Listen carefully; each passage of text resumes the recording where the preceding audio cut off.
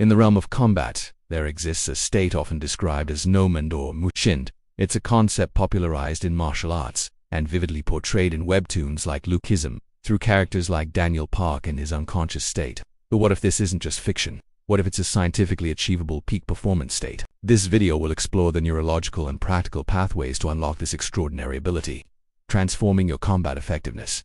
Let's begin with the neurological override. Our conscious mind, governed by the prefrontal cortex, is powerful yet slow.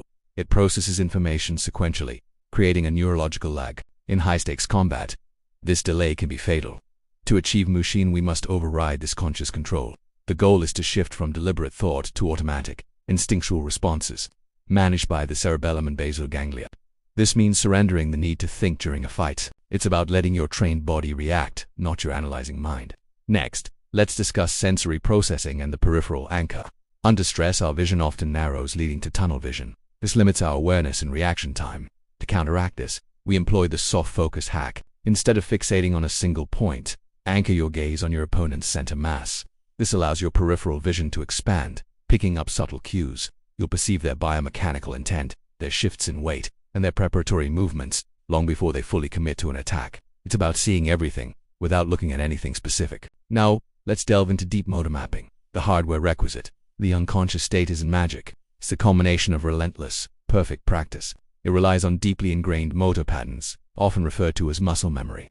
Every technique, every movement, must be drilled until it becomes second nature. This process, known as myelination, coats neural pathways, making signal transmission faster and more efficient. Think of it as upgrading your body's hardware. Without this foundational hardware, the software of Mushin cannot run. Endless, perfect repetition is the key to building this robust motor map. Our fourth phase is emotional eradication, suppressing the amygdala. Fear, anger, and ego are formidable opponents, often more dangerous than any physical adversary. These emotions trigger the amygdala hijack, flooding your system with stress hormones, impairing judgment and fine motor skills. To enter the no-mind state, we must learn to suppress these emotional responses. This requires stress, inoculation training, exposing yourself to controlled pressure. Tactical breathing techniques are crucial here, calming the nervous system. Frame combat not as a personal struggle, but as a chaotic kinetic puzzle to be solved dispassionately. Detach from the outcome, focus on the process. Finally, we arrive at the flow state, often called being in the zone. This occurs when there's a perfect balance between challenge and skill. If the challenge is too low, you're bored. Too high, you're anxious. The sweet spot is where your skills are fully engaged. To trigger this, create a trigger protocol. This might involve high-pressure sparring sessions, a specific physical anchor like a breath pattern, and a complete detachment from winning or losing. It's about the present moment.